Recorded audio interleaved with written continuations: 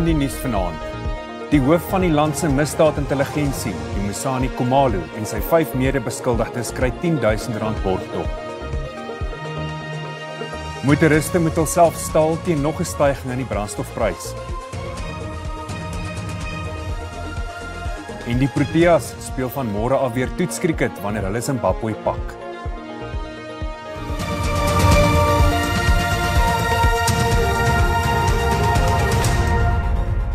Goeienaand en baie welkom by die Afrikaanse nuus. Terwyl sommige politieke partye vinnige optrede van die regering geëis het na die inhegtenisneming van die hoof van misdaadintelligensie, Dumisani Khumalo, is hy en 5 van sy mede-beskuldigdes op borgtog van R10.000 elk vrygelaat. Hulle het in die Landdroshof in Pretoria verskyn op aanklagte van bedrog en korrupsie. Khumalo en van die ander verdagtes is gister op die OR Tambo lughawe in hegtenis geneem.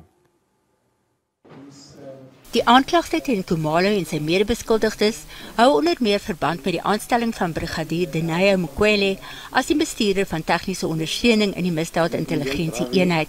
Mukwele, wat beskuldigde nommer 7 in die saak is aangestel ondanks beweringe dat sy nie oor polisieeringsvaardighede of kennis beskik nie. Die verdagtes het na bewering ook staatsgeld van miljoene rand misbruik.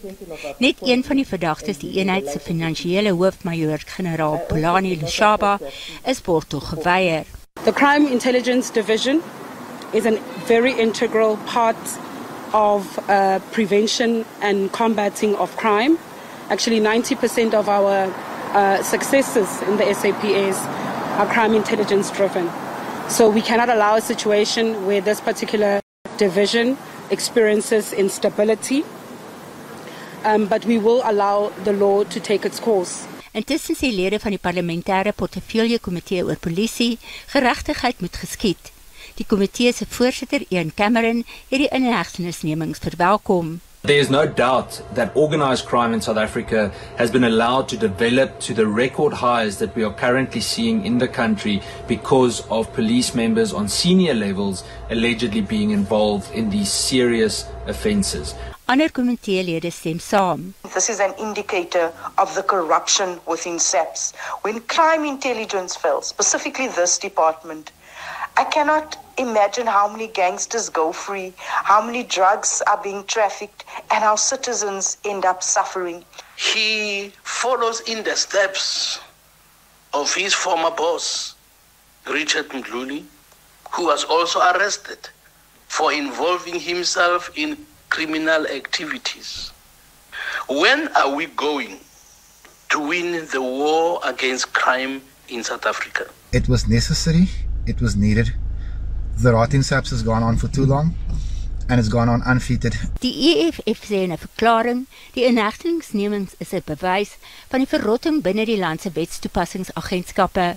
Volgens die party is dit 'n skandaal van nasionale belang.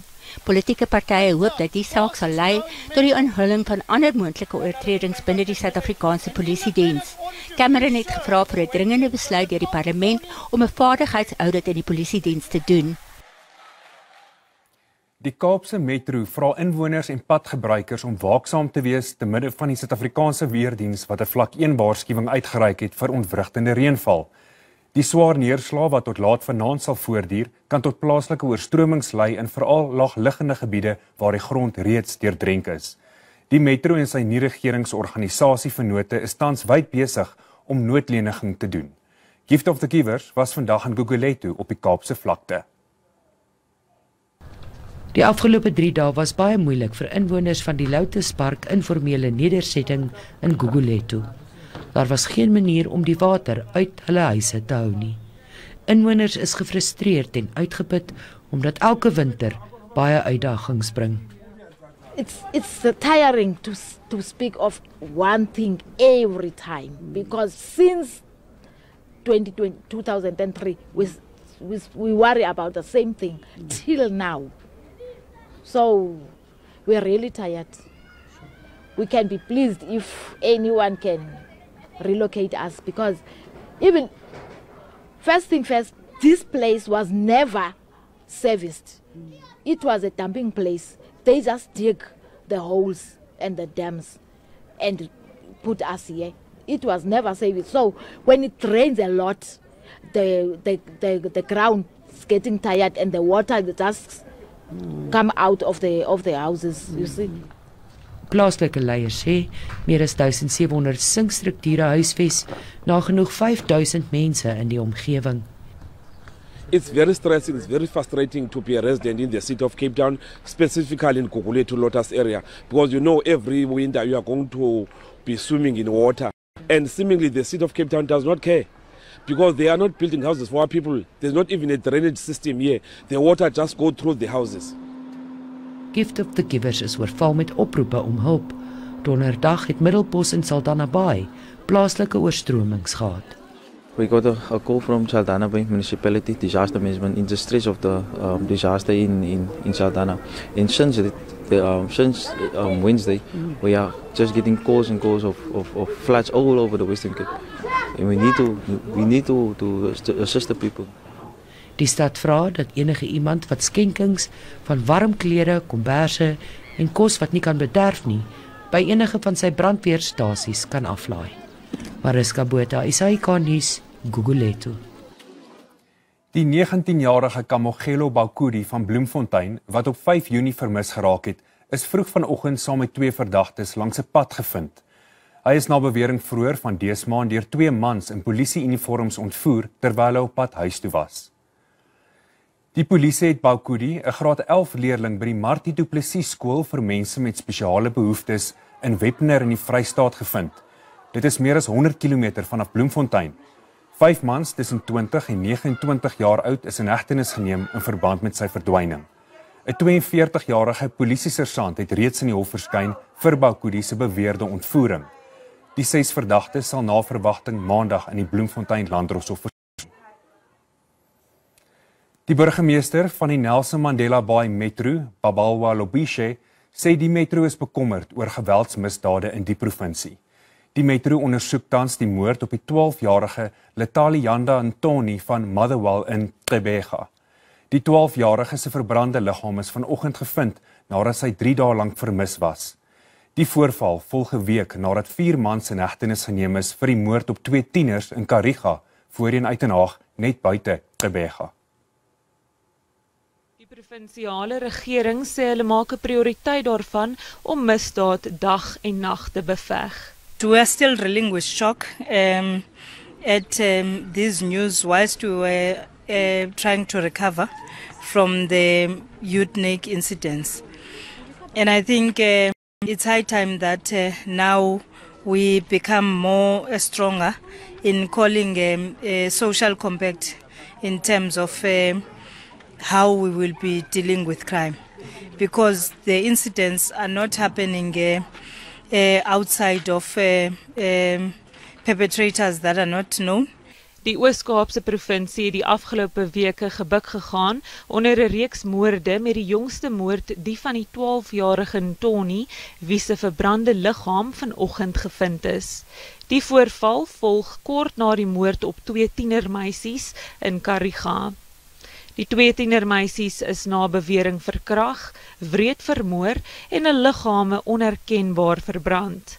8 verdagtes het in die hof verskyn in verband met die saak en 4 van hulle het hul borgtog aansoek laat vaar.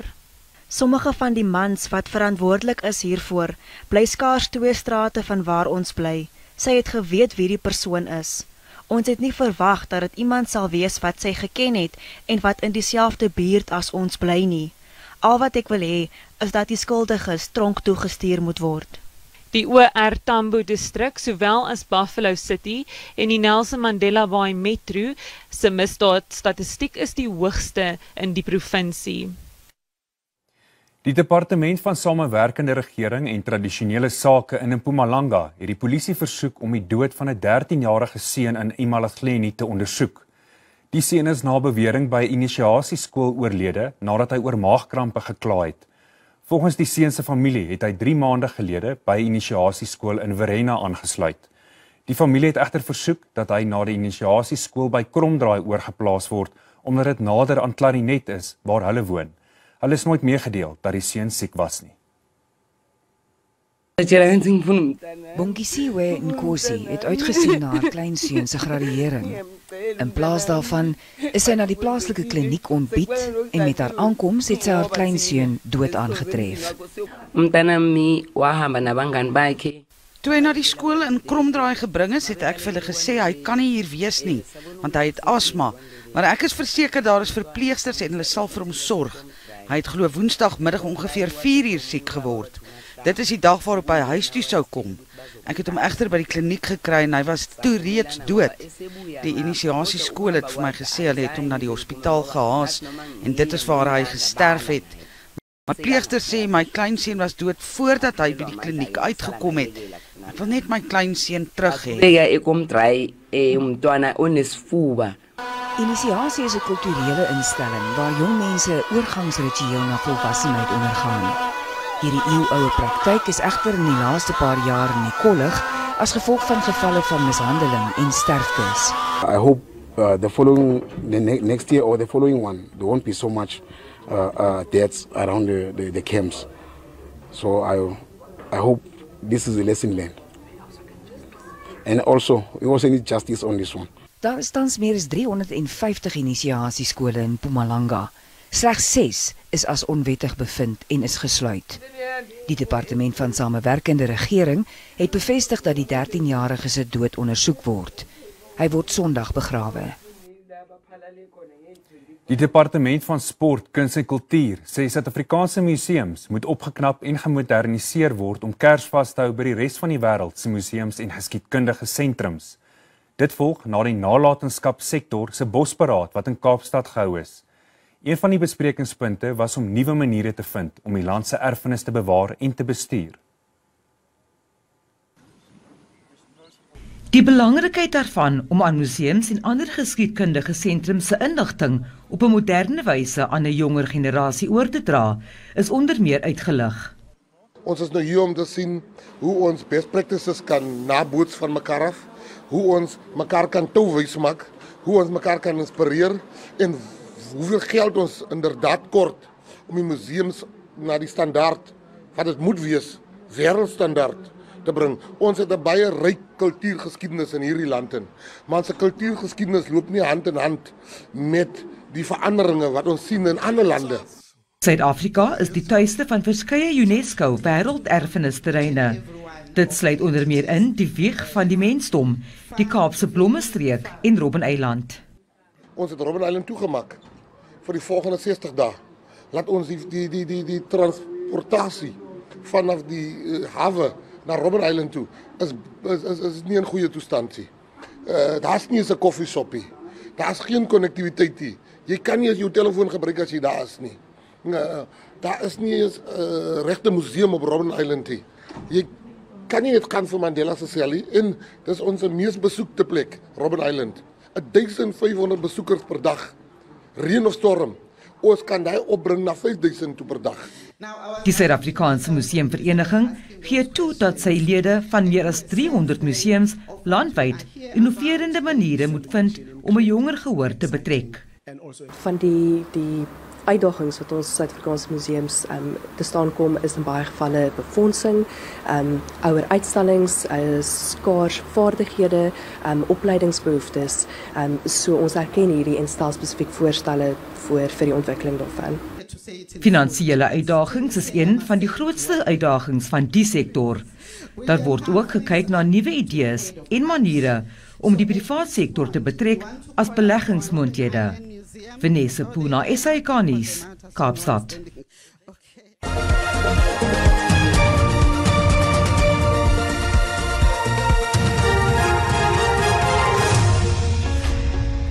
‘n Vredesooreenkoms tussen Rwanda en die Demokratiese Republiek die Kongo is 'n rukkie gelede in Washington in die VSA onderteken.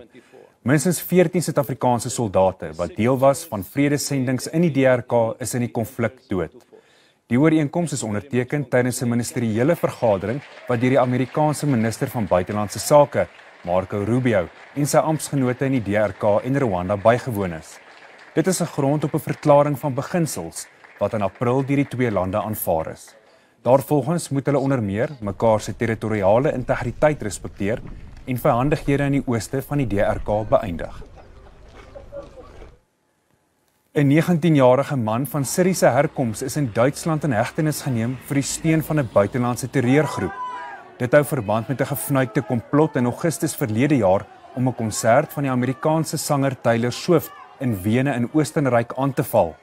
Die man, waarna owerhede as Mohammed A verwys, het na bewering Arabiese instruksies om 'n bom aan mekaar te sit vertaal en aan die Oostenrykse verdagte gestuur, wat glo die baasbrein van die bomaanval was. Swift se Eras-toer het 3 uitverkoopte konserte in Wene weens die beplande aanval gekanselleer. Minstens 4 verdagtes is reeds vroeër in verband met die saak in hegtenis geneem. Ondersoekers is besig om die inligting te ontleed van die vlugopnemers van 'n vliegtuig van Air India wat vroeër van dese maand in die Indiese stad Ahmedabad neergestort het. 270 mense is dood toe die vliegtuig minute na opstyging neergestort het. Slegs een van die 242 mense aan boord het die ongeluk oorleef. Indië se ministerie van burgerlugvaart sê die inligting op die vlugopnemers is herwin. Tydens ontleding sal die oorsaak van die ongeluk bo alle waarskynlikheid vasgestel word. Dit kan egter 'n aantal weke neem voordat die federale regering die inligting kan bekend maak.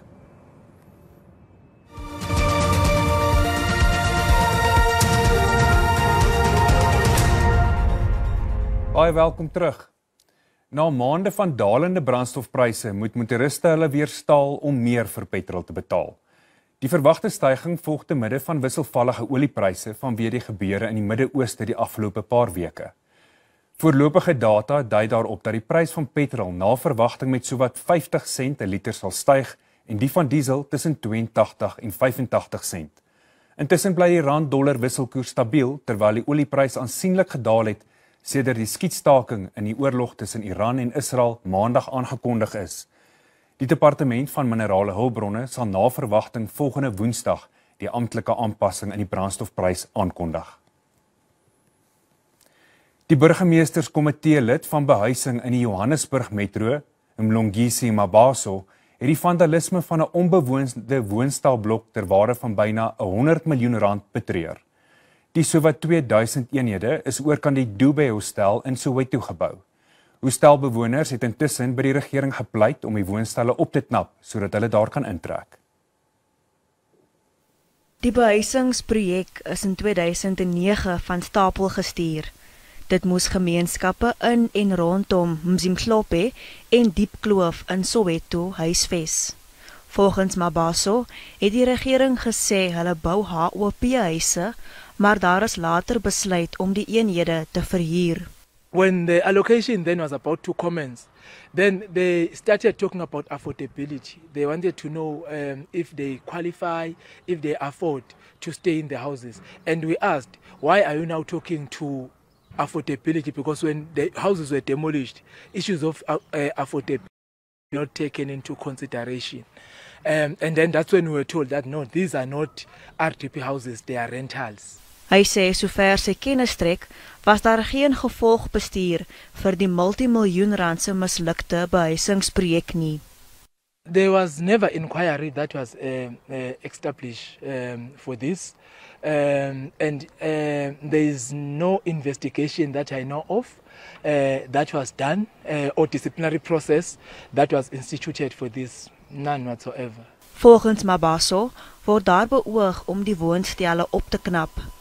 Sy kantoor het reeds inwoners genader met die regstelling dat die eenhede nie te huur is nie, maar as HOP-eenhede beskikbaar gestel sal word. Inwoners van die hostel sê hulle het die agteruitgang van die woonstelblok na die Desember vakansie begin sien. Mabaso sê nadat die woonstelle voltooi is, het inwoners geweier om daar te bly, veral toe daar aan hulle gesê was om sowat R750 per maand te betaal vir huur met water en elektrisiteit uitgesluit. Hy het bygevoeg dat die provinsiale regering versuim het om vir sekuriteit te betaal om die eenhede te beveilig wat tot die vandalisme gelei het. Die Gautengse Departement van Menslike Nedersettings sê hy kan nie oor die saak kommentaar lewer nie, want dit val onder die verantwoordelikhede van die metro.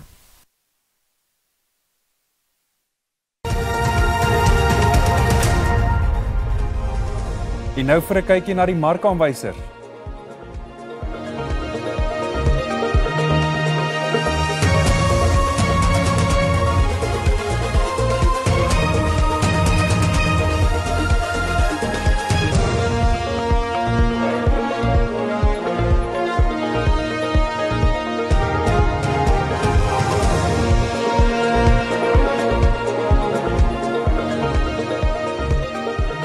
En dit is al vir vanaand. Onthou om môre aand om 6:15 op SABC2 by ons aan te sluit. Totsiens.